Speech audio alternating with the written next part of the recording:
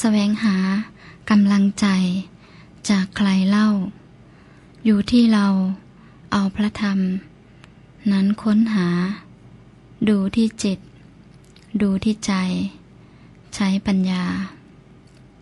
ได้คุณค่าพลังใจในตนเองกราบนมัสการพระเดชพระคุณหลวงพ่อวีระเสระโชโตเจ้าค่ะกราบนมัสการพระคุณเจ้าทุกรูปเจ้าค่ะ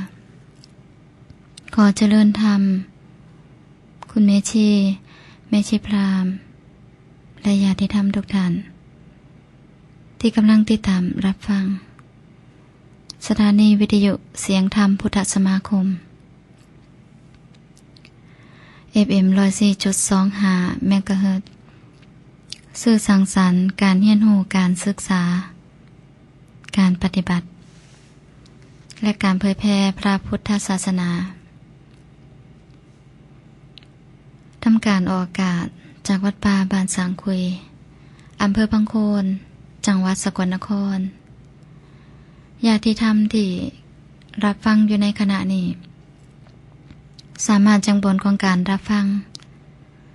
แสดงความคิดเห็นพูดคุยกับผู้ดำเนินรายการได้ที่หมายเลข042-734-457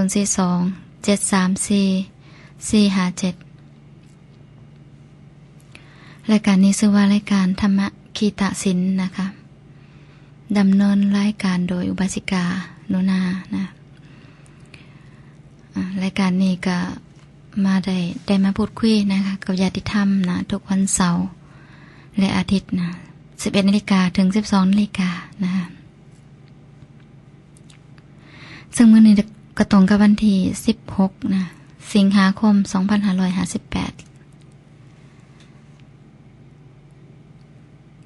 พูดคุยกันเรื่องไหนนอกมื้อนี้บ่มีประเด็นนะแต่ว่าอุบาสิกาโนนาก็จะเว้าไปเรื่อยๆนะแล้วแต่ปัญญาแล้วแต่ปัญญาของอุบาสิกาโนนาเนาะบ่ได้ก็เอาเรื่องของเฮานี่ล่ะเรื่องการเอาธรรมะเอามาใส่ในชีวิตประจำวันของเฮาหรือว่าในการทำงานในการอาชีพต่างๆนะสามารถที่จะไปควบคู่กันได้นะบางทีก็คิดอยู่เด้คิดอยู่ว่าคิดเรื่องสิเว้าสิมาเว้านั่นนะแต่พอมานั่งเว้าแล้วมันคิดบ่ออกก็แล้วแต่เหตุแล้วแต่ปัจจัยแล้วกันเนาะคือสังเกตเจ้าของอยู่ถ้าเมื่อใดคิดจะเอาเรื่องนี้มาเว้าปุ๊บเนี่ยปัญหาฮอดเวลามันนะเวลามานั่งเว้านี่ก็เรื่องที่คิดไว้มันกันเหี่ยไปนะเห็นบ่เที่ยงธรรมชาติมันบ่เที่ยงธรรมชาติที่มันอยู่กับเฮาที่เฮาได้ภาษาเนี่ยนะเห็นแล้วว่ามันบ่แน่นอนนะมันบ่แน่นอนคิดไว้จังนึงแต่พอมาเว้าอีกอย่างนึงนะก็หัวอยู่เด้เป็นตาหัวอยู่ก็ยิ้มให้อยู่นะบ่เว้าเรื่องหยังเนาะเว้าแต่เรื่องทุกข์นี่แหละเรื่องดับทุกข์นี่แหละนะมันเป็นหยังคือทุกข์ก็ย้อนมีเฮานะมีเฮามันก็เลยเป็นทุกข์มีเฮาโผล่ขึ้นทุกข์ก็เกิดทิฏฐิเกิดขึ้นฟังหยังบ่พอใจหรือว่าเขาทำอีหยังให้เฮาบ่พอใจเกิดทิฏฐิเกิดมานะขึ้นมาเป็นจังได๋บัดนี้จิตใจเจ้าของบัดนี้ธรรมชาติของความเป็นทุกข์เกิดขึ้นนะมีทิฏฐิเกิดขึ้นก็เป็นทุกข์นะคะมีบ่จิตใจที่เป็นอคติน่ะอคติกับผู้ใดไม่ชี้ไม่พร่ำหรือว่าญาติธรรมเฮาเห็นการกระทำหรือว่าพฤติกรรมที่ข้าพเจ้าบ่พอใจมีอคติบ่นะคะมีความร้อนเกิดขึ้นในใจบ่นะหรือว่ามีผู้เพิ่นได้ทำดีหรือว่าซอยงานหรือว่าเหตุการณ์งานใดๆที่มันเป็นประโยชน์ นะเป็นงานที่สงเคราะห์ละเกิดความริษยาบ่นะอิจฉาเด้นะมีบ่นะเกิดความห่อนบ่นะในใจเจ้าของนะถ้าเกิดอาการพวกนี้เกิดขึ้นเนี่ยก็ให้รู้ได้เลยนะคะตัวเฮานะกิเลสมันบ่ธรรมดาเด้ดีก็ว่าไปย่องๆปอปั่นเขาโอ้ยเจ้าดีจังสันเนาะดีจังสี่เนาะมีหยังบ่ในจิตในใจเจ้าของหวังอีหยังบ่กับบุคคลนะหวังอีหยังบ่นะทั้งที่ก็เห็นอยู่ว่าเขาเป็นจังไดนะบางคนก็เคยเห็นบ่อันแท้บ้านเฮากะคงจะเห็นธรรมชาติพวกนี้เรื่อยๆนะมันก็บ่ได้แตกต่างกันนะบ่ได้แตกต่างกันดอกก็เป็นธรรมดาธรรมดาแต่ว่าเฮาก็อยู่กับสังคมพวกนี้ล่ะสังคมธรรมชาติที่มีทิฏฐิหรือว่ามันนะหรือว่าจะเป็นสิ่งใดก็สร้างที่เขามีอคติกับเฮามันไปทางใดนะไปทางใดมันก็ต้องได้เจอนะคะแต่ว่าเฮาจะอยู่สังคมแบบนี้ได้จังไดนะอยู่กับเขาได้นะคะอยู่กับเขาได้นะทั้งที่ก็เห็นอยู่ธรรมชาติที่ออกมาทางกิริยาเนี่ยของบุคคลยืนตรงหาเนี่ยบางที่เนี่ยก็เป็นบททดสอบเฮาตัวเป็นบททดสอบเฮาอย่าได้ทำก็สังเกตเบิ่งนะจะผ่านบ่นะเพราะว่าเฮาจะไปหม่องใดก็สร้างนะมันก็จะมีคนหักเฮาแน่คนสร้างเฮาแน่นะได้ยินเสียงพอใจบ่พอใจนะมันก็มีเบิดนะแม่นบ่บางคนนี่ก็ตอนหน้าเฮาก็เว้าอีกอย่างนึงรับหลังเฮาก็เว้าอีกอย่างนึงก็มีทั่วไปนะแต่เฮาจะอยู่กับเขาได้จังไดแบบสบายๆแบบจิตบ่คุณน่ะนะแบบจิตบ่คุณก็ละลายเจ้าของเลยในขณะนั้นนะบ่มีเฮาดอกท่าที่หรือว่าท่าทางหรือคำเว้าของบุคคลต่อหน้าเฮาเนี่ยจะเป็นในลักษณะแบบใดต่อหน้าเขาเว้าดีเนาะเว้านำเฮาเนี่ยเว้านำเฮาเพื่อหวังอีหยังกับเฮาบางอย่างนั่นล่ะเขาจังเว้าดีกับเฮานะบางคนก็เป็นแบบนั้นบางคนก็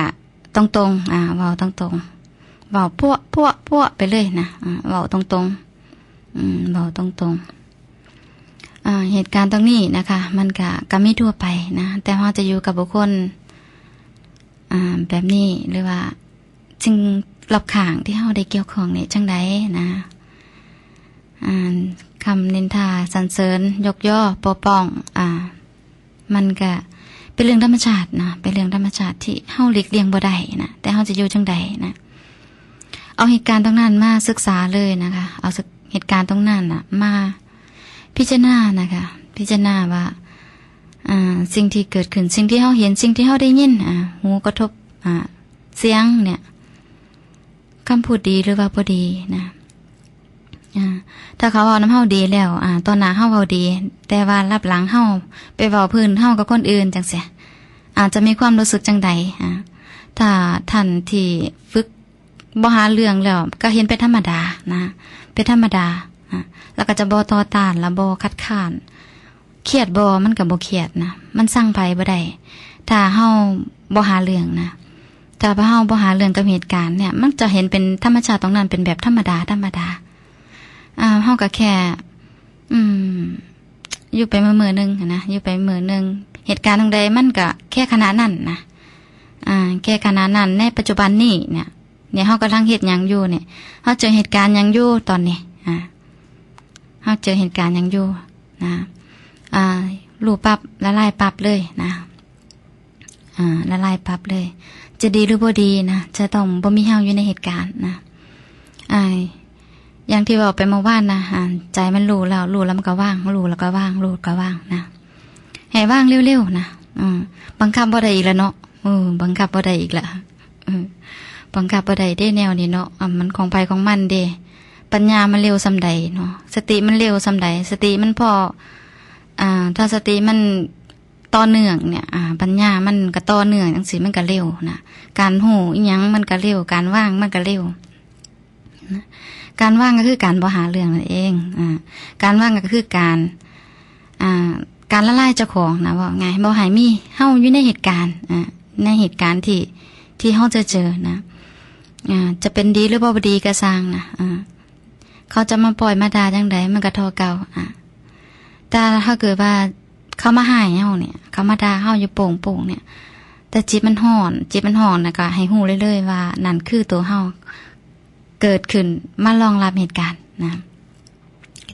ที่เฮาไปได้ภาษานะไปได้ยินมาบ่ยังไงไปได้ยินมาเกิดความบ่พอใจมีตัวเฮาเกิดขึ้นแล้วมันยังบ่พอเด้มันก็ยังมีการปรุงแต่งไปอีกมาเว้าให้เฮ็ดหยังจังซั่นจังซี่บ่ได้เป็นอย่างที่เจ้าของเว้านั่นเว้าให้ข่อยเฮ็ดหยังมีตัวเฮาขึ้นมานะคะมีตัวเฮาเกิดขึ้นในตอนนั้นนะแต่ถ้าเฮาเอาปัญญาเข้าไปใส่บ่มีเฮาอยู่ในเหตุการณ์บ่มีไผเป็นคนถูกด่าแล้วก็บ่มีไผว่าให้เฮาบุคคลตรงหน้าบ่ได้เป็นหยังละลายใส่ปัญญาซอยแน่จักหน่อยนะบ่น้อยละลายเติบอยู่ขึ้นอาการแบบนั้นนะขึ้นอาการแบบฮ้อนขึ้นมาแบบนี้นะมันต้องใส่ปัญญาหลายๆนะพิจารณานะคะแต่ถ้าเฮาเห็นเหตุการณ์ตรงนั้นนั่นมันฮ้อนปุ๊บเนี่ยถ้ามันฮ้อนเนี่ยถ้าเฮาได้พิจารณาแล้วก็ถ้าเฮาพิจารณาถูกหลักนะแล้วก็อาการคลายหรือว่าเวทนาที่มันเกิดขึ้นน่ะมันคลายจังซี่เนี่ยเฮาจะจำนะจำเหตุการณ์ตรงนั้นว่ามันถูกสำใดแล้วมันจะบ่ไปจับจวบหรือว่าไปช่วยเอาเหตุการณ์ตรงนั้นเข้ามาอีกนะเหตุการณ์เก่านี่แหละเกิดขึ้นนะเหตุการณ์เก่าเกิดขึ้นแต่ว่าอาการที่มันร้อนมันจะลดลงนะคะเพราะว่ามันหลาบบอกไงภาษาเฮาว่ามันหลาบแล้วว่าซั่นจับไฟนะมันร้อนซำใดนะถึงจะยังร้อนอยู่เฮาก็พยายามที่จะเอาออกอยู่แล้วนะพยายามที่จะแก้ไขอยู่แล้วนะก็บ่ต้องว่าพยายามดอกธรรมชาติมันมีของมันอยู่แล้วนะคันว่ามีค่ะถ้าบอกว่าพยายามก็ยังมีเฮาอีกแหละเนาะมันก็เว้ายากคือกันเด้เนาะอธิบายเหตุการณ์หรือว่าอธิบายสิ่งสมมติสิ่งที่ธรรมชาติทั่วไปที่เฮาได้เจอเนี่ยนะมันก็อธิบายยากนะแต่ว่าผู้ที่เพิ่นเข้าใจจริงๆนะถ้าเพิ่นได้รักของความบ่หาเรื่องเนี่ยเรื่อยๆเนี่ยรักตรงนี้นะจะเห็นในจิตมันเย็นนะมันจะเงียบมันจะเย็นบ่ค่อยอยากเว้าหยังดอกจะเว้าที่จำเป็นนะเว้าที่จำเป็นแล้วก็เว้าน้อยพร้อมนะบ่มีเหตุเกี่ยวข้องอยู่ซื่อๆสบายบ่ต้องพูดคุยหยังกับไผก็อยู่ได้นี่ผู้เพิ่นได้รักของความบ่หาเรื่องหูธรรมชาติเขาถึงแม้ว่าจะยังบ่เต็มสติยังบ่สมบูรณ์มันก็ยังเห็นทางอย่างที่มันสบายใจเฮาก็สบายใจเฮาก็ผ่อนคลายความพอดีนะความพอดีก็คือความว่างนั่นแหละความพอดีก็คือความบ่หาเรื่องนั่นเองความพอดีอันเดียวกันถ้าเราฝึกเรื่อยๆฝึกไปดูฝึกเป็นจนเป็นอัตโนมัติแล้วนั่นล่ะก็คือนิพพานนะอยู่เหนือนิพพานแต่ว่าคำว่านิพพานเนี่ยเฮาก็บ่แม่นว่าในจิตใจของผู้ที่เพิ่นเข้าถึงนิพพานจริงๆเพิ่นก็บ่เว้าได้ล่ะแต่ว่าก็เป็นชื่อนั่นล่ะเป็นชื่อที่เฮาจะเอามาเว้ามาคุยกันในลักษณะแบบนี้นะนิพพานคือความว่างนิพพานก็คือความบ่หลงคือความบ่หลงของสังขารกายใจหรือว่าอายตนะทั้ง6บ่หลงทุกอย่างในโลกสมมุตินะเฮานิพพานก็คือการอยู่เหนือโลกนะคะอยู่เหนือโลกนิพพานก็คือบ่มีเฮานั่นเองมันสามารถที่จะอธิบายหรือว่าขยายความได้หลายนะขยายความได้หลายแล้วแต่เฮาจะเข้าใจอีหยังเอาจุดใดมาเว้าหรือว่าเฮาจะเอาอีหยังคำใดที่สามารถที่จะสื่อให้ที่เฮาที่กำลังเดินทางนำกันเนี่ยสามารถที่จะเข้าใจนะก็แล้วแต่ว่าเฮาจะเอาอันใดออกมาเว้านะแต่ในเรื่องของจิตใจนะในเรื่องของจิตใจเนี่ยมันจะเป็นเงียบๆดอกแต่ว่าเฮาก็ต้องเบิ่งได้ว่าอันที่ว่ามันเงียบที่ว่ามันเย็นน่ะมีเฮาอยู่บ่มีเฮาไปเสพ อารมณ์ของความเย็นหรือว่าอารมณ์ของความว่างหรือเปล่าเฮาจะต้องอยู่เหนือความว่างอีกนะคือว่านิพพานนี่มันอยู่เหนือมันจะบ่มีว่างมันจะบ่มีสงบมันจะบ่มีเย็นนะนิพพานจะบ่มีเรื่องพวกนี้นะคะมันจะมันอธิบายยากคือกันเนาะก็สร้างมันดอกอธิบายได้เท่านี้ล่ะเนาะแล้วแต่เหตุปัจจัยแล้วเนาะเพิ่นบ่มีคำเว้านะคะว่างก็บ่มีนะบ่มีในจิตในใจนะแล้วก็จะบ่มีเฮาในคำว่างละลายเฮาออกจากคำว่างบ่มีเฮาอยู่ในความสงบนะบ่มีเฮาเป็นผู้บรรลุหยังจังซี่นะหรือว่าจะเป็นแต่ขนาดโซดาบันเนี่ยโซดาบันเนี่ยเพิ่นกะอันนี้เลยเด้เพิ่นก็รู้เลยเด้เพิ่นรู้แล้วว่าธรรมชาติตามความเป็นจริงได้ระดับหนึ่งนะคือนิพพานเริ่มต้นเลยนิพพานในนิพพานระดับต้นๆนะนี่แหละคือความเบียดเบียนเพิ่นจะบ่มีแล้วนะกายวาจาใจไม่เบียดเบียนแล้วเด้อสินหาครบนะคะสินหาครบสินหาครบสมบูรณ์ผิดพลาดมาเพิ่นก็บ่ได้เอาจิตไปจ่อนะบางทีย่างไปนี่เหยียบไปหมดตายนี่เพิ่นบ่รู้เด้บ่ได้เจตนานะคะบ่ได้เจตนา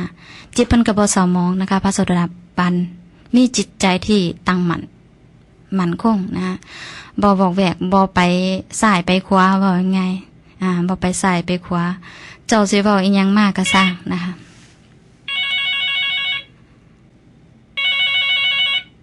สวัสดีค่ะจ้าดองแล้วมาเศร้านี่แม่กำเงินอีก140ด้วยหยอดตู้ให้แล้ว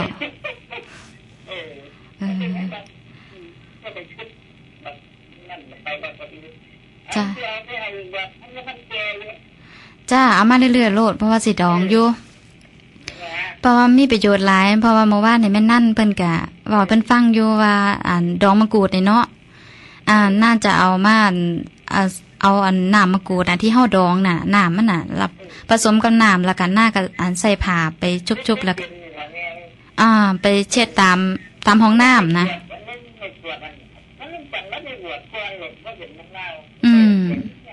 จ้าเอาสาธุค่ะแม่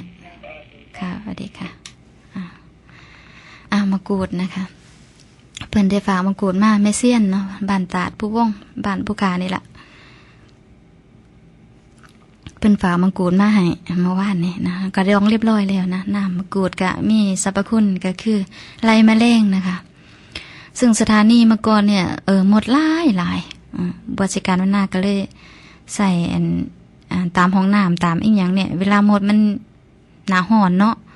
มันหาน้ำกินเนี่ยนะตามห้องน้ำเลยเต้ไปเบิดมีแต่หมดนะก็เลยใส่วิธีดองมะกรูดนี่แหละน้ำมะกรูดนี่แหละผสมน้ำนะผสมน้ำบ่ต้องผสมหลายนะคะเวลาก็ใส่ผ้าเศษเท่านี้ละชุบๆแล้วก็ไปทูตามกระเบื้องนะตามห้องน้ำนะหมดเฮียเบิดเดี๋ยวนี้นะมีอยู่แต่มีหน่อยนะตามพื้นตามอีหยังก็ใส่ได้ดีนะบริการหน้าก็ใส่ทูพื้นนะประหยัดเวลาอีกนะเฮาทูเทื่อนึงได้3 มื้อพุ่นน่ะเพราะว่ามันสะอาดนะเพราะว่ามีอีหยังที่มันจุลินทรีย์แล้วมันก็มีรสเปรี้ยวเนาะมันก็เลยทำความสะอาดพื้นได้ดีนะแต่ปกติเนี่ยถ้าเฮาไปซื้อตามท้องตลาดเนี่ยที่เฮามาทูพื้นนะที่สถานีต้องทูทุกมือเลยนะคะบ่ทูบ่ได้มันเหนียวนะบ่ทูบ่ได้มันเหนียวตั้งแต่มาใส่อีหยังก็มะกรูดเนี่ยนะน้ำมักมะกรูดเนี่ย3 มื้อนะอุปการหน้าจังทูเทื่อนึงนะย่างไปมันก็ยังลื่นนะมันลื่นตีนมันเมื่อนตีนว่าไงมันสะอาดนะเช้ามามื้อต่อมาเฮาก็แค่กวดฝุ่นออกแค่นั้นเองนะสบายกว่ากันอยู่เนาะแล้วก็ให้เฮามีเวลาแล้วเป็นกินแบบธรรมชาตินะบ่มีสารเคมีนะมันก็ดีต่อสุขภาพมานำนะคะสำหรับมะกรูดเป็นวิทยาทานเด้อสำหรับที่เฮาจะได้บ่ต้องไปอีหยังกับหมดหมากไม้นะเฮาก็อยู่กับเขาได้นะแต่ว่าเฮามีวิธีที่จะจังใดให้เขาบ่มารบกวนเฮานะก็เลยต้องใส่วิธีนี้เดี๋ยวนี้ก็สถานีก็บ่ค่อยมีหมดนะคะบ่ค่อยมีหมดก็แล้วแต่ใครจะไปใส่นะคะแต่มะกรูดนี่ต้องดองประมาณ2 ปีนะคะ2 ปีเอาจบแล้วเนาะอันเดี๋ยวจะเว้าต่อได้บัดนี้ขอบคุณหลายๆค่ะโมทนาบุญกับแม่เซียนนะคะว่าหัวใจละหือบาทนี่ บ่จำคำเว้าเจ้าของเด้มันเว้าไปเรื่อยๆน่ะนะบ่คิดว่าสิหาจะเว้าก็เคยเว้าอยู่นะว่าบางทีนี่คิดหาคำเว้ามาเว้านี่พอถึงเวลามากับไปเว้าเรื่องอื่นนะก็ธรรมดาเนาะเป็นเรื่องธรรมชาตินะการเบียดเบียนนะการเบียดเบียนจะบ่มีนะถึงแม้ว่าบางครั้งเนี่ยบางครั้งเฮาอาจจะเพ้อไปเฮ็ดอีหยังให้สัตว์ตายจังซี่เนี่ยมันบ่ได้เจตนาเด้แต่เพิ่นก็ฮู้เพิ่นเห็นอยู่ว่าสัตว์มันตายแต่ว่าเพิ่นบ่เห็นเด้เจตนาคือการเจตนาคือศีลน่ะนะมันมีองค์ตัดศีลอยู่เด้ที่ในสมุดคุณแม่ชีนะแม่ชีไทยเพิ่นจะบอกอยู่ฮู้ว่าสัตว์มีชีวิตแล้วก็เจตนาคือว่าเห็นเขาอยู่แล้วนะเอามือไปบีบเขานะคือเจตนาเต็มๆอันนั้นคือการเจตนาเต็มๆแต่ว่าพระโสดาบันเนี่ยเพิ่นถ้าเพิ่นย่างไปเพิ่นเหยียบค่ะสวัสดีค่ะสวัสดีค่ะฮัลโหลสวัสดีค่ะคุณแม่ค่ะสบายมาจะชอบหาคุณแม่อยู่เหมือนกันหน่อยเอาว่าไปคุณแม่มักบักปูดกับหมักบักเฟื่องคุณแม่จ้าค่ะมักเฟื่องก็ใส่ได้แต่มักใส่จานน้ำตาลด้วยคุณแม่คุณแม่มักใส่ยังโอ้ยก็มักใส่น้ำตาลธรรมดานี่แหละค่ะตอนแรกฉันมักใส่จานน้ำตาลแล้วก็ตอนแรกก็ได้ยินคุณแม่ว่าเอาไปจีบไรก็มันจะเป็นเปรี้ยวนะคุณแม่ค่ะมันจะซอยได้ค่ะเป็นพวกหนูนี่ก็ถ้ามันได้กินสารพวกนี้แล้วมันจะหนีไปเลยอัตโนมัติพวกแมลงสาบอย่างก็จะหายไปเองเลยค่ะเพื่อนเขาได้ดีหลายค่ะค่ะตั้งอยู่ด้วยค่ะคุณแม่ก็ได้โทษก็ตั้งอยู่ค่ะสาธุค่ะก็มาสวัสดีค่ะค่ะเป็นประโยชน์ได้ล่ะเนาะเอาไปใส่ได้เนาะเราจะได้บ่เบียดเบียนเขานะเพิ่นก็เป็นสัตว์มีชีวิตนะเมื่อก่อนก็อุบัติการวินาศกับบางครั้งก็เนาะอยู่กับธรรมชาติจังซี่เนาะบางทีเนี่ยมาทำลายพวกปลั๊กไฟพวกอะไรไม่เฮ็ดห้างใส่น่ะว่าง่ายเฮาก็ต้องกันเฮาก็ต้องอันนี้บางทีก็มันก็ต้องเฮ็ดหยังสักอย่างนะเพราะว่าเฮาก็ต้องรักษาของเฮานำนะแต่นี่ก็มาใส่น้ำยาตัวนี้นะน้ำยามะกรูดดอกมะกรูดนั่นล่ะไปเช็ดตามนั้นปุ๊บเนี่ยมันก็หมดมันก็จะบ่ค่อยมีในสถานีนะแต่ว่าข้างนอกก็จะหลายเติบอยู่นะก็บ่เป็นหยังเฮาก็ต้องรักษาของเฮานั่นล่ะว่าไงของเฮานะมันก็ต้องดูแลเฮาต้องรักษาเครื่องทรงเฮาเนี่ยเสียมานะบ่แม่นน้อยๆเด้บ่แม่นน้อยๆนะเฮาก็ต้องมีปัญญาในการที่จะเฮ็ดจังไดนะแต่เรื่องการเบียดเบียนเนี่ยเฮาก็พยายามอยู่แล้วนะแม้แต่คำเว้านี่นะก็แม้แต่คำเว้านี่ก็บ่อยากจะใช้คำเว้าไปเบียดเบียนนะเห็นหยังก็แล้วเห็นหยังก็ว่างโลดนะมันอยากว่างของมันเองดอกมันหูหยังมันว่างมันได้ยินหยังมามันก็ว่างโลดนะมันบ่อยากไปใส่ใจแล้วมันอยากไปหัวซ่านะบ่อยากไปหัวซ่าบ่อยากยุ่งว่ายังไงแต่ถ้าเรื่องใดมันจำเป็นมันหลีกเลี่ยงบ่ได้เนี่ยถ้ามีเหตุได้เข้าไปเกี่ยวข้องเนี่ยมันก็ต้องมีสตินั่นแหละต้องมีสติแล้วว่าเฮาจะพิจารณาจังได๋เฮาจะซอยแก้ปัญหาจังได๋ซอยได้ก็ซอยบ่ได้เฮาก็วางเฉยไปซะหั่นก็แล้วน่ะเนาะที่จริงแล้วทุกๆปัญหาน่ะมันขึ้นอยู่กับตัวเฮาทั้งเบิดนะ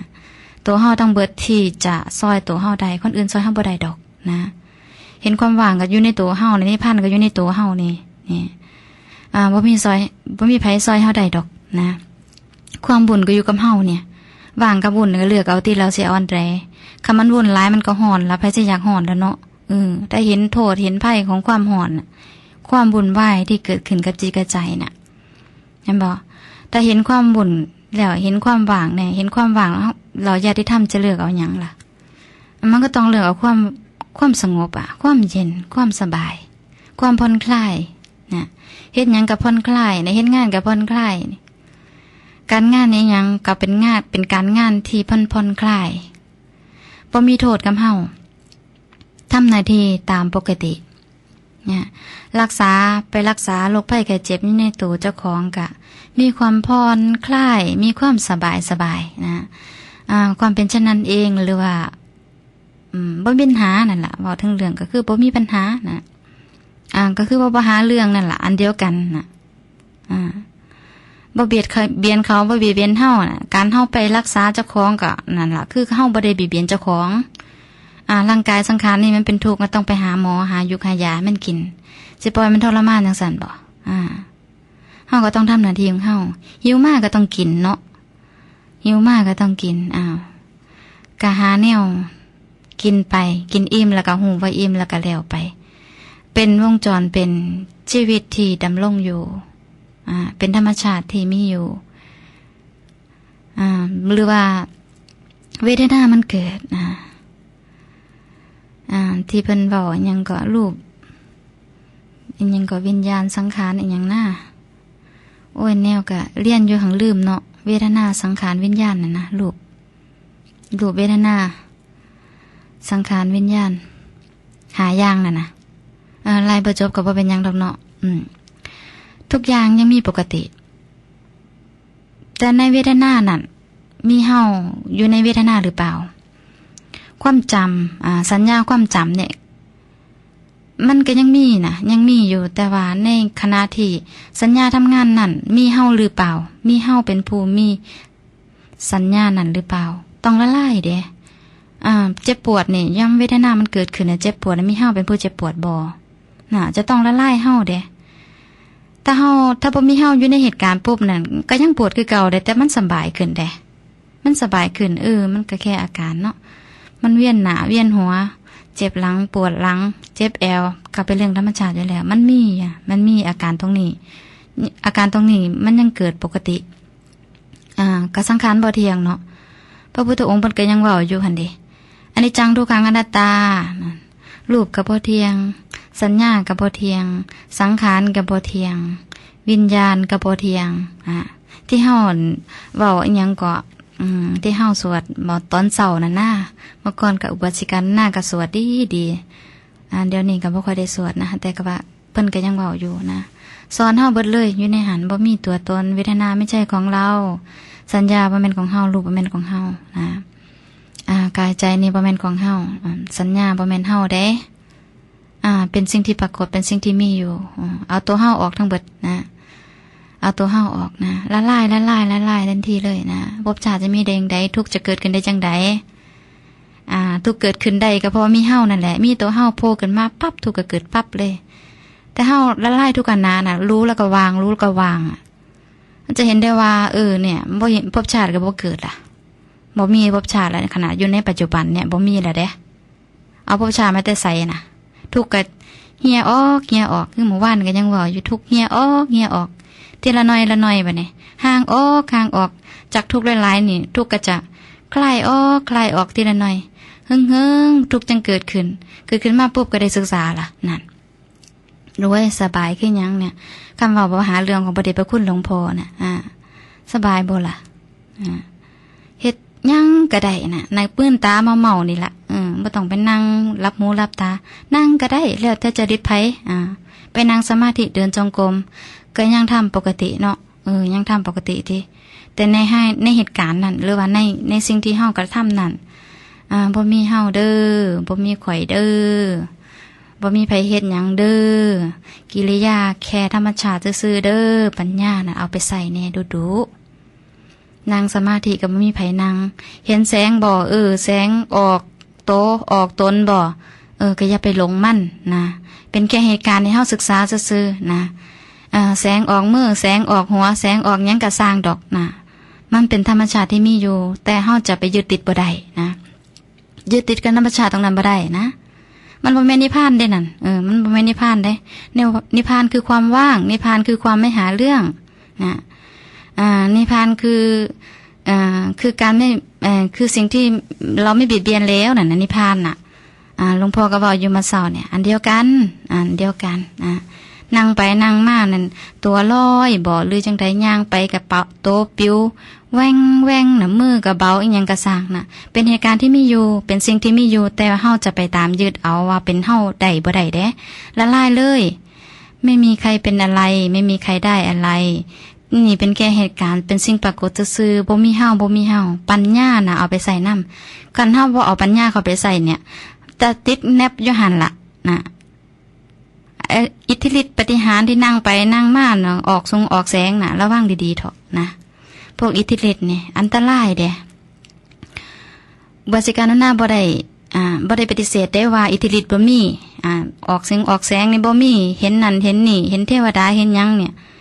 นั่งสมาธิไปเนี่ยเห็นจังซี่เนี่ยบ่ได้ปฏิเสธได้ว่ามันมีจริงเห็นจริงบางคนก็เห็นจริงบางคนก็เห็นหลอกน่ะจิตมันหลอกเจ้าของจิตมันปรุงแต่งเจ้าของน่ะแต่คนที่เห็นเทวดานี่จริงๆเนี่ยเพิ่นก็สมาธิเติบนึงพุ่นละนะสมาธิก็นิ่งพอสมควรนะเพิ่นจังเห็นสิ่งเหล่านี้ได้แต่ว่าสิ่งเหล่านี้ก็บ่สามารถให้เฮาเนี่ยเป็นหลักที่จะให้เฮาเนี่ยพ้นทุกข์ได้นะพ้นทุกข์ได้เฮาจะต้องละลายนะเฮาจะต้องบ่มีเฮาไปข้างค่าอีหยังเลยในสิ่งที่เฮาเห็นในสิ่งที่เฮาภาษาหรือว่าสิ่งที่เฮาได้เจอแม้จะอยู่ในสมาธิหรือสิ่งที่ปรากฏในขณะนี้เนี่ยขณะเมื่อตาเนี่ยนะเอายังบ่ได้เลยเอายังบ่ได้คันยังไปเอาอยู่นั่นก็คือมีเฮานั่นเองนะมีเฮาเป็นผู้ไปเอาไปจองไปจับเอาอีหยังบางอย่างนี่ล่ะมีตัวเฮาเกิดนะทุกข์ก็เกิดละบัดนี้นะทุกข์เกิดบางทีไปเห็นอีหยังที่นั่งสมาธิไปเราโอ้ยตัวลอยไปนะตัวลอยไปลงอยู่ในนั้นว่าเจ้าของปฏิบัติได้นะปฏิบัติชอบผู้ขาในละปฏิบัติดีปฏิบัติชอบนะลงเจ้าของไปอีก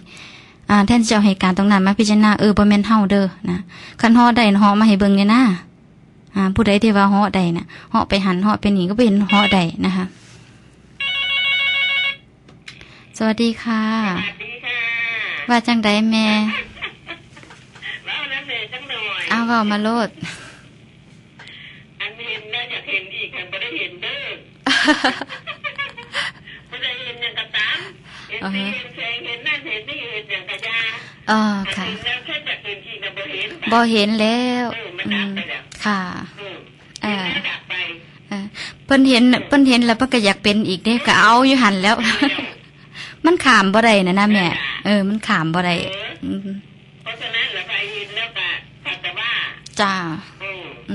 จะถ่ายลงนี้ได้ล่ะสิแต่ว่าเห็นคืออัน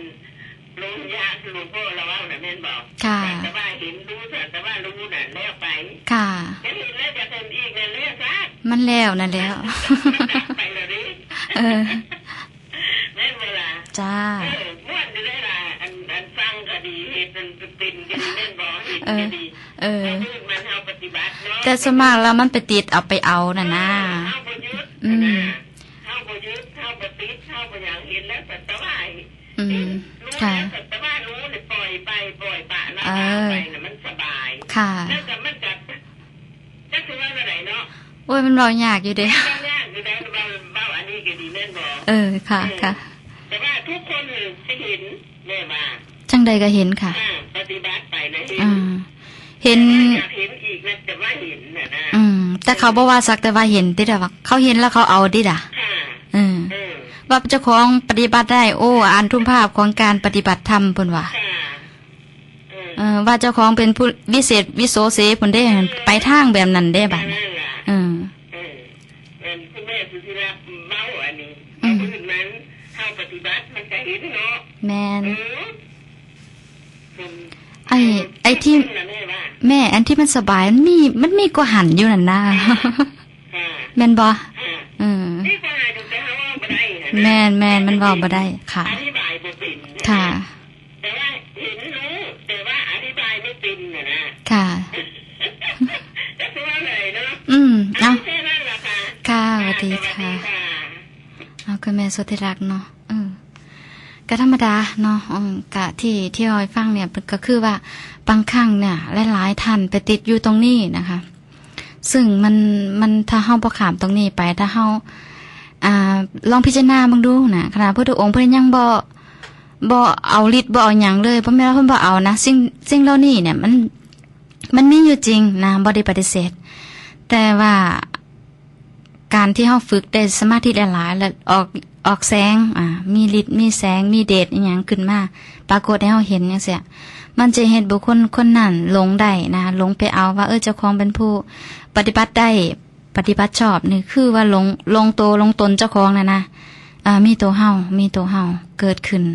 ตัวบากใหญ่เลยนะอุบาสิกาน่าเคยเป็นว่าจังเว้าเป็นจังเว้าได้นะทุกคนก็ต้องเจอนะคะแต่สิ่งเหล่านี้บ่แม่นหนทางแห่งการพ้นทุกข์ได้นะ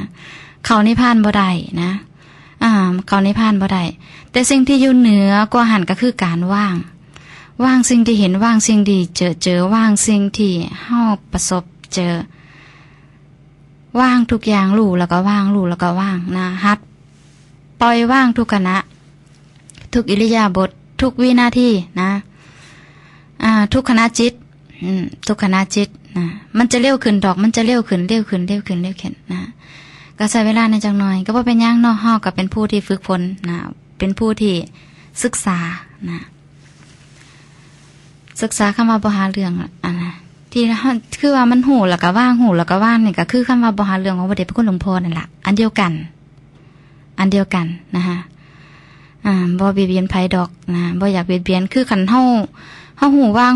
ปุ๊บนี่มันจะบ่มีคำเบียดเบียนเด้บ่มีไม่มีคำเบียดเบียนนะแม้แต่สิคิดมันก็บ่มีถ้าเฮาว่างทุกขณะจิตน่ะนะคะญาติธรรมอย่าไปหลงกับมันเลยนะฤทธิ์เดชเฮ็ดอีหยังก็ให้ว่างเฮ็ดอีหยังก็ให้ปล่อยให้ว่างคันจะไปเอาอยู่เนี่ยก็ลงไปเสพอารมณ์ที่มันเบาที่มันสบายนั่นก็คือว่ามันบ่ไปใส่มันก็ติดแนบอยู่หั่นล่ะนะมันบ่ไปใส่นะมันขามบ่ได้นะ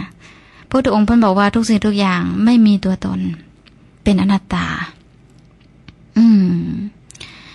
ทุกสิ่งทุกอย่างอยู่ในกฎไตรลักษณ์ทั้งหมดเกิดขึ้นได้คราวนึงมันก็หายไปมันแหนมาศึกษาซื่อว่าธรรมชาติตรงนี้มันมีจริงมีจริงอยู่นะแต่ว่าเอามาเป็นของเจ้าของบ่ได้นะถ้าสมมติว่าที่ว่าเพิ่นยังก่อนนั่งสมาธินะนั่งสมาธิแล้วไปเห็นนั่นเห็นนี่นะปัญหาบัดนี้ก็คือบ่อนที่เพิ่นบอกว่าอย่างหน้าฤาษียังก่อนที่เพิ่นเหาะนั่นเหาะได้นะชาญฤาษีนะเพิ่นเหาะไปแล้วเพิ่นเห็นผู้หญิงอาบน้ำมานะผู้หญิงอาบน้ำแต่ขนาดชาญฤาษีก็ยังเสื่อมได้เด้ตกลงมาลิ้วลงมาลื่นเหาะบ่ได้ซ้ำบ่ได้เสื่อมเห็นบ่มันบ่แม่นของเฮานะขนาดในพระไตรปิฎกเพิ่นก็ยังได้บันทึกไว้นะคะบันทึกในเหตุการณ์บันทึกยังให้เฮาได้ศึกษาเหตุการณ์แม้แต่ที่ว่าฤาษีเฮาได้เนี่ยมันก็สอนให้เฮาได้นะว่าสิ่งที่เขาทำได้มันมีจริงเป็นเรื่องของสมาธิทั้งเบิดสมาธิได้หลายเนี่ยฌานนั้นฌานนี้นะแต่ว่าเป็นฌานโลกิยะนะฌานโลกิยะมันก็สามารถเป็นได้คือกันนะแต่ว่ามันบ่แม่นหนทางพ้นทุกข์นะบ่แม่นหนทางพ้นทุกข์ก็อย่าไปหลงมันหลายอย่าไปเอามันหลายนะคิดว่ามันดีแท้บ่นะเห็นเจ้าของเห็นนั่นเห็นนี่ก็ไปเว้าโอ้อวดคนนั้นคนนี้ข่อยเป็นจังซั่นได้ข่อยเป็นจังซี่โอ้ยเอากิเลสเจ้าของออกมาเนาะเอามาขายนะเอามาขายความโง่เจ้าของนะผู้ที่เพิ่นมีปัญญานะโอ้ได้แต่ฟังนะได้แต่ฟังแต่ก็บ่ได้ค้านนะบอกยังไงเพิ่นบ่ค้านดอกนะค้านได้หยังเนาะธรรมชาติตรงนี้มีอยู่แต่เพิ่นบ่เอานะเพิ่นบ่เอาเพิ่นมีปัญญาหลายกว่าหั่นนะบ่สะออนนะบอกยังไงบ่สะออนกันเว้าภาษาบ้านเฮาน่ะบ่สะออนดอกบ่หัวซ่าบ่สิ่งที่มันดีกว่าหั่นสิ่งที่เฮ็ดให้เฮาเบาสบายน่ะมันมีอยู่เฮ็ดให้เฮาผ่อนคลายได้มันมีมีสิ่งที่เหนือกว่าหั่นอยู่นะเนี่ยเพิ่นก็นึงบอกว่าได้แต่เลียวเบิ่งเนาะเหตุปัจจัยเจ้าเนาะเจ้าได้ซำนี้นะเจ้าได้ซำนี้ก็บ่เว้าหยังละนะบ่อยากอธิบายหยังละผู้ที่เพิ่นเข้าใจเพิ่นจะอธิบายหยังการอธิบายนั่นล่ะคือตัวเฮานะจะมีเฮาอยู่ในคำอธิบายอีกมันก็เว้ายากคือกันเด้การอธิบายหรือว่าการซื้อหยังออกไปนี่ก็ระวังเจ้าของคือกันนะระวังเจ้าของคือกันเด้แต่ว่าก็ต้องเว้านะเว้าเพื่อจะซื้อให้กันได้ฮู้ซื้อให้กันได้เข้าใจเดินทางสายนี้นะเดินทางของการดับทุกข์นะเป็นสายเดียวคือทางบ่หาเรื่องของพระเดชพระคุณหลวงพ่อล่ะอย่าหาเรื่องกับเหตุการณ์อย่าหาเรื่องกับสิ่งที่มีนะแต่ก็อยู่กับสิ่งที่มีเนี่ยล่ะสิ่งที่เป็นสิ่งที่มันปรากฏนี่ล่ะนะธรรมชาติพวกนี้มันมีอยู่ทั่วไปทุกคนหนีกหนีไปกับบ่พ้นนะไปอยู่ไสก็สร้างอยู่ในเขามันบอกวุ่นวายเด้วัดป่าป่าสังคุยอย่างนี้ไปอยู่ในถ้ำในป่าเจ้าไปอยู่ในถ้ำในป่ามันก็วุ่นวายคือเก่านะข้าเจ้าบ่อยู่ที่ตัวเจ้าข้าเจ้าบ่แก่ที่ตัวเจ้าของไปอยู่ในถ้ำในป่ามันก็คือเก่าความอยากนะความอยากเอาความอยากน้ำหนามันก็เป็นแบบนั้นละนะโอ้ยวัดป่าป่าสังคุยนี่ บ่สงบดอกว่าซั่นบ่สงบก็เจ้าของนั่นล่ะบ่สงบเหตุการณ์ทุกๆเหตุการณ์น่ะมันเป็นดำเนินไปตามธรรมชาติของเขาอยู่แล้วนะแต่เจ้าของไปวุ่นวายเองไปแบกไปรับเอานะเหตุการณ์นั้นนะคิดว่าการไปสถานที่ปฏิบัติธรรมจะต้องงบสงบมองใดก็ต้องสงบเป็นแบบนั้นวางแผนไว้คิดวาดแผนไว้ว่าต้องเป็นแบบนั้นต้องเป็นแบบนี้แต่พอมาเจอแล้วมันบ่ใช่ที่จริงแล้วเนี่ยความสงบอยู่ที่ตัวเฮาความว่างก็อยู่ที่ตัวเฮาความวุ่นวายก็เกิดขึ้นที่ตัวเฮานั่นล่ะบ่ได้เกิดขึ้นอยู่ไสดอกนะสิ่งเหล่านี้นะที่มันเกิดขึ้นได้ก็ย้อนว่ามีเฮานั่นเองนะมีเฮามีตัวมีตนนะไปรองรับไปแบกเอาไปเหตุการณ์นั้นนะมันก็เลยเฮาเป็นทุกข์นะมันก็หอนมันก็ห้นล่ะถ้าเฮาออกจากเหตุการณ์ทุกๆเหตุการณ์เนี่ยเอาเห็นได้ว่ามันจะเบานะมันเบามันเหมือนว่าบ่มีเฮาเฮ็ดหยังเลยนะก็ยังทำหน้าที่คือเก่ายังทำปกตินะยังดูแลทางการปกติหน้าที่เฮาเคยเฮ็ดหยังเฮาทำปกติดูแลครอบครัวดูแลลูกดูแลหลานนะหน้าที่การงานเฮาทุกอย่างนะแต่มันก็จะมีความรู้สึกว่าบ่มีเฮาเฮ็ดนะบ่มีไผเฮ็ดนะแต่ว่าการขับเคลื่อนของเขาเนี่ยเขาจะขับเคลื่อนไปตลอดนะแต่ว่าการขับเคลื่อนนั้นบ่มีเฮานะเฮาฮู้อยู่ว่าต่อไปเฮาจะเฮ็ดอีหยังนะเฮาเฮ็ดตรงนี้แล้วต่อไปเฮาจะเฮ็ดหยังเนี่ยมันจะฮู้ของมันเองกระบวนการตรงนี้มันจะฮู้มันเองแต่ในขณะนั้นมันจะมีเฮาโผล่ขึ้นมาบ่นะมีเฮาโผล่ขึ้นมาบ่แต่เพียงแค่ว่าเฮาฮู้ว่าเฮ็ดตรงนี้เสร็จแล้วก็คือวางไปเฮ็ดอันใหม่เฮ็ดอันใหม่แล้วเฮาฮู้ว่าสิ่งที่เฮาเฮ็ดคือหยังเฮาก็ต้องวางคือกันคือรู้แล้วก็วางนะวางทุกขณะเลยล้างถ้วยก็ต้องวางนะเฮ็ดแล้วเด้มันหูว่าต้องเฮ็ดหยังหน้าที่เฮ็ดหยังตื่นสวยก็ยังหูตอนปฏิการหน้าบางเธอก็ตื่นสวยแต่ก็บ่เป็นหยังเนาะมันร่างกายสังขารสังขารมันบ่ไหวบางทีเฮ็ดงานมันก็เมื่อยแน่ก็ล้าแน่ก็นอนนะคะก็เป็นเรื่องธรรมดานะเฮาก็ต้องรู้นะเฮารู้ทุกอย่างก็ต้องว่างเฮาจะไปฟื้นธรรมชาติบ่ได้นะฟื้นบ่ได้นะไปยัดเยียดในสิ่งที่เกิดขึ้นน่ะเป็นไปได้ตั้งใจเฮามันก็บ่ได้นะเฮาก็ต้องว่างนะสิ่งที่มันเกิดขึ้นบางครั้งเนี่ยเฉพาะปัจจุบันนี่นะที่เฮาอยู่ขณะนี้เฮาจะห้ามเหตุการณ์หรืออีหยังที่มันเกิดขึ้นก็มันห้ามบ่ได้เด้ยกตัวอย่างเนี่ยอย่างอุบาสิกาโนนาไปบ้านเนาะมันแต่วันผ่านมาเหิงแล้วล่ะแต่ว่าก็ฝึกเจ้าของมาตลอดนะได้ไปงานศพนี่แหละงานศพพ่อใหญ่เนี่ยนะอยู่บ้านอุบาสิกาโนนากับไปงานศพนะก็ไปตอนแรกมากับไปงานศพนั่นแหละไปงานเจ้าของอุบาสิกาโนนาก็ใส่ชุดขาวนี่แหละเหตุการณ์ตรงนั้นก็หลายๆท่านที่เป็นญาติพี่น้องจะเห็นนะคะเห็นว่าเหตุการณ์ตรงนั้นเกิดขึ้นกับอุบาสิกาโนนาโดยที่เฮาห้ามบ่ได้นะโดยที่เฮาห้ามบ่ได้ตอนนั้นใส่ชุดขาวนะใส่ผ้าสบายเรียบร้อยผ้าถุงผ้าเสื้อชุดขาวนะไปงานปกติมีนาชายนะนาชายก็ค่อนข้างที่จะเมาเหล้าแน่นะพอเห็นกันมาประมาณ30หรือ40ปีเนี่ย30ปีเนี่ยล่ะนะเข้ามาหาอุบาสิกาโนนาแล้วมากอดอีหลาไปอยู่ใส่เพิ่นว่ากอดมาเฟื่ออยู่หั่นเด้มาเฟื่ออยู่หั่นเหตุการณ์ตรงนี้มันหามบ่ได้ก็เลยเพราะว่าเขาก็บ่รู้นะเพิ่นก็บ่รู้เพิ่นบ่เห็นอุบาสิกาโนนาบ่แม่น30ปีแล้วบ่เพิ่นเห็นแต่เพิ่นก็เมานำนะอุบาสิกาโนนาก็ใส่เหตุการณ์นั้นละลายเลยนะบ่มีเฮาเป็นแค่เหตุการณ์บ่มีเฮานะสบายขึ้นได้ล่ะแต่ว่าสิ่งรอบข้างหรือว่าญาติๆหรือว่าหลายๆคนที่เห็นเหตุการณ์นั้นอาจจะคิดไปอีกอย่างนึงนะแต่อุบาสิกาโนนาละลายเจ้าของทันทีเลยบ่มีไผเฮ็ดให้ไผบ่มีเหตุการณ์หยังหั่นนะมันเบาเด้มันสบายนะอุบาสิกาโนนาฝึกมาเรื่อยๆในการละลายเจ้าของนะคะเอาถ่ายรายการแล้วนะจะให้ฟังเพลงนะคะถ่ายรายการแล้วเอาหยุดคิดเนาะเอาหัวประตูดีกว่าเนาะหัวประตูบ่ได้ฟังหึงเลยได้รู้สึกว่าในเขตบ้านเฮานี่ก็จังเริ่มจะแหลมๆขึ้นมานะคะฟังสักหน่อยเนาะสำหรับมื้อนี้ค่ะธรรมะสวัสดีค่ะ